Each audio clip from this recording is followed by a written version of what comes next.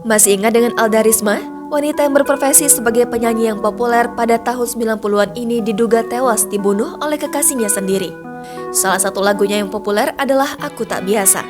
Namun, di tengah kepopulernya tersebut, Alda ditemukan tewas mengenaskan di salah satu kamar hotel pada 12 Desember 2006. Kasus pembunuhan Alda Risma ini pun sempat menghebohkan publik pada masanya. Kepergian Alda Risma pada 12 Desember 2006 lalu sempat menggegerkan publik.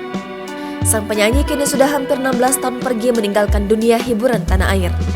Seperti diketahui, Alda Risma tewas di tangan sang kekasih Ferry Surya Prakasa dengan 20 bekas suntikan obat terlarang.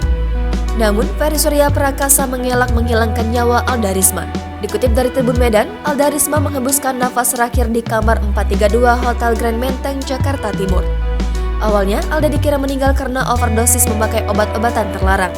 Hasil memperlihatkan jika Alda dibunuh oleh Ferry yang merupakan kakak ipar dari aktor Ferry Salim.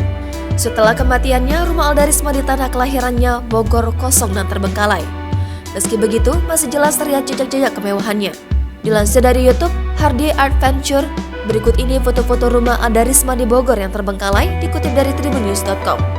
Bagian depan rumah Alda Risma di Bogor yang terbengkalai. Begitu juga bagian dalam rumah Alda Risma di Bogor yang terbengkalai.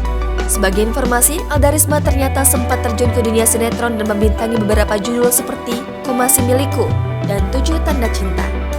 Sayangnya, popularitas Alda Risma mulai meredup di tahun 2003 dan masalah pribadi menjadi alasannya saat itu. Jangan lupa subscribe, share, komen, dan like ya!